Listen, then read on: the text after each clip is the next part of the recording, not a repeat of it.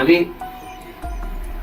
সম্মানিত ওসি মহোদয়কে বলি, আপনার থানাকে আপনার বাড়ি মনে করে পরিষ্কার করবেন, থানা মনে করে না। দর্শক, এবার বিপুল পরিমাণ ভোটে নির্বাচিত হয় এমপি হয়েছেন ব্যারিস্টার সুমন। এমপি হয় থানার ভিতরে ঢুকে পুলিশ ও ওসিকে উদ্দেশ্য করে কঠিন হুঁশিয়ারি বার্তা দিলেন ব্যারিস্টার সুমন। ব্যারিস্টার সুমন থানার ভিতরে নানা অনিয়মগুলো দেখে হুঁশিয়ারি দিয়েছেন। তা দেখে সকলেই অবাক হয়েছে, যা ইতিমধ্যে নেট দুনিয়ায় ভাইরাল। চলুন কথা না বাড়িয়ে সেই ভিডিওটি দেখে আসি। দর্শক, অত্যন্ত গুরুত্বপূর্ণ ইম্পর্টেন্ট একটি ভিডিও, তাই ভিডিওটি দেখার আগে ভিডিওটিতে একটি লাইক দিয়ে চ্যানেলটিকে সাবস্ক্রাইব করে আমাদের সাথেই থাকুন পরবর্তী আপডেট নিউজগুলো সবার আগে পেতে। একটা গুরুত্বপূর্ণ জায়গা, এটা হচ্ছে থানা। আমি সম্মানিত ওসি মহোদয়কে বলি, আপনার থানাকে আপনার বাড়ি মনে করে পরিষ্কার করবেন, থানা মনে করে না।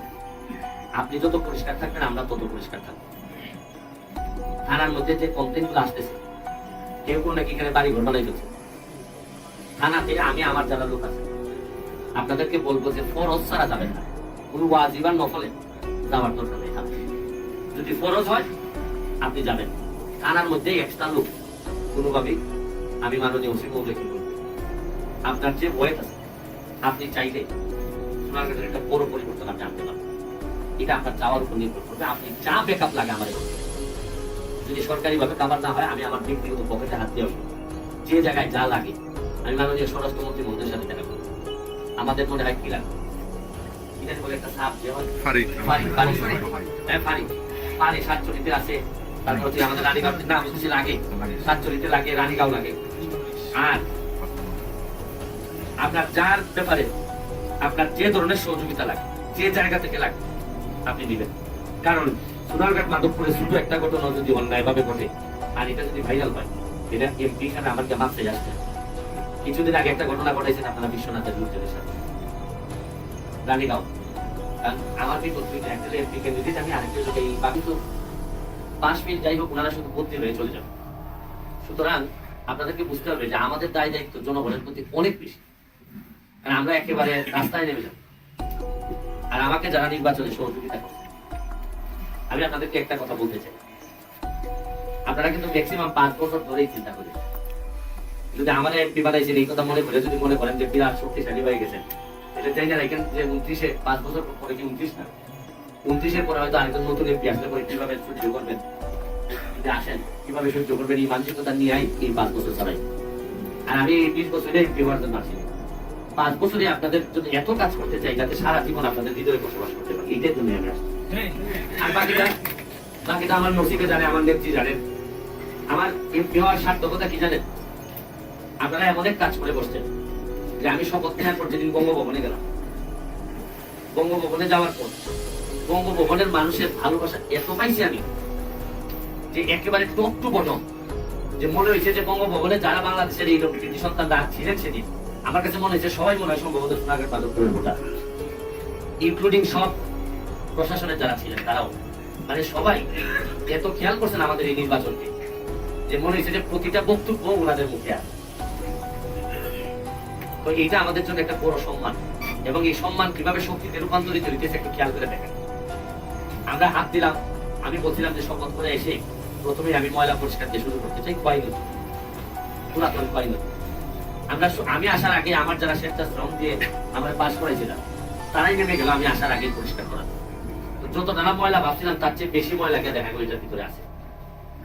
এই খবর পেয়ে বাংলাদেশের যে সবচেয়ে বড় যে বিডি ক্লিন, যারা সবচেয়ে বড় ময়লা পরিষ্কারের যে সংস্থা বাংলাদেশে, তারা আগামীকালকে অলরেডি এদের 12 জন চলে আসছে, আগামীকালকে 650 লোকজন নিয়ে এরা সারাদিন কাজ করবে। আমরা এদেরকে ব্যাকআপ সাপোর্ট যেটা লাগে আমরা এদেরকে দিই।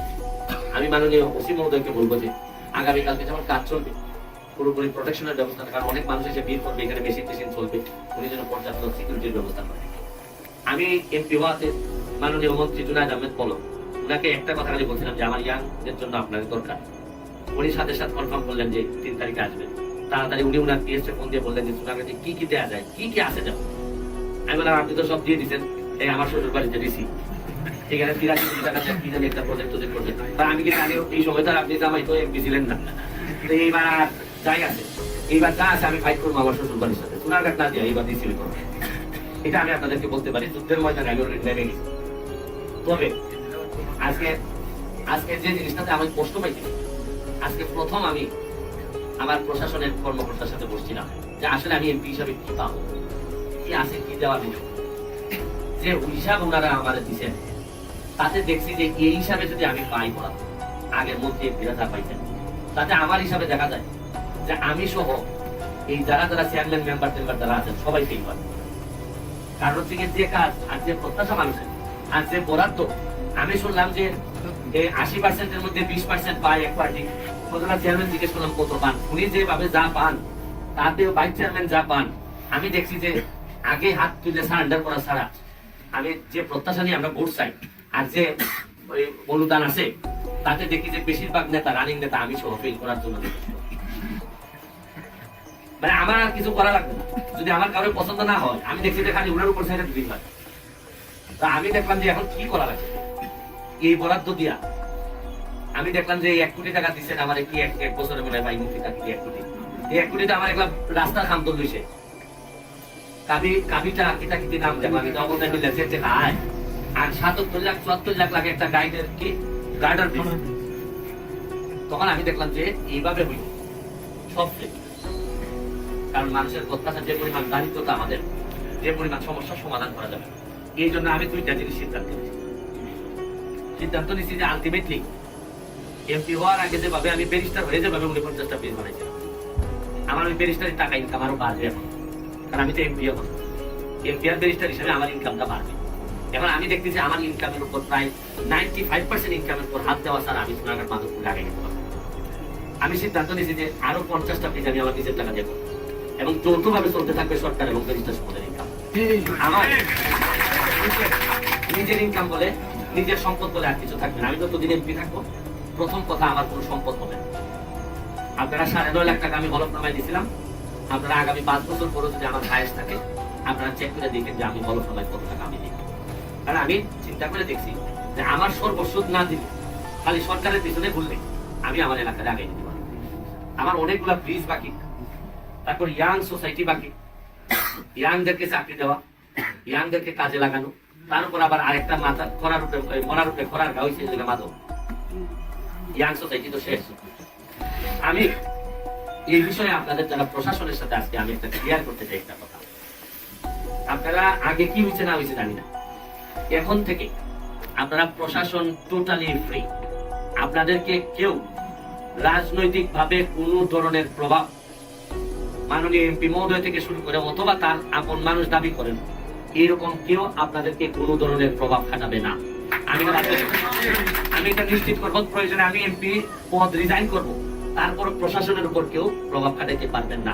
আমার হোক, আমার আপন মামাও যদি হয়, চাচাও যদি হয়, আমার পিএস যদি হয়, এমপিএস যদি হয়, যদি আমার কোনো লোকের কারণে আপনারা আমার জিজ্ঞেস না করে কোনো ধরনের কোন সুবিধা দিতে চান, তাহলে আল্লাহর রাস্তায় আমাকে একটু জিজ্ঞেস করুন। এক, প্রশাসন ছাড়া আমাদের উপরেও যাওয়ার কোনো সুযোগ নেই। 2, প্রশাসনকে আমি পুরা স্বাধীনতা দিচ্ছি, তবে আপনাদেরকে আমার একটা অনুরোধ, আপনাদের জন্য আমি আমার সর্বোচ্চ দিব যতদিন পর্যন্ত আপনারা এলাকার উন্নয়নে কাজ করবেন। আবার আপনারা যদি আমার উন্নয়ন বিরোধী কোনো কাজ করেন, তাতেও আমি কিন্তু আপনাদের জন্য সর্বোচ্চ দিয়ে যাবো। দর্শক, সম্পূর্ণ ভিডিওটি দেখলেন। ভিডিও সম্পর্কে আপনার মূল্যবান মতামত অবশ্যই কমেন্ট করে জানিয়ে দেবেন। এখনো যদি চ্যানেলটিকে সাবস্ক্রাইব না করে থাকেন, অবশ্যই চ্যানেলটিকে সাবস্ক্রাইব করে রাখবেন পরবর্তী আপডেট নিউজগুলো সবার আগে পেতে।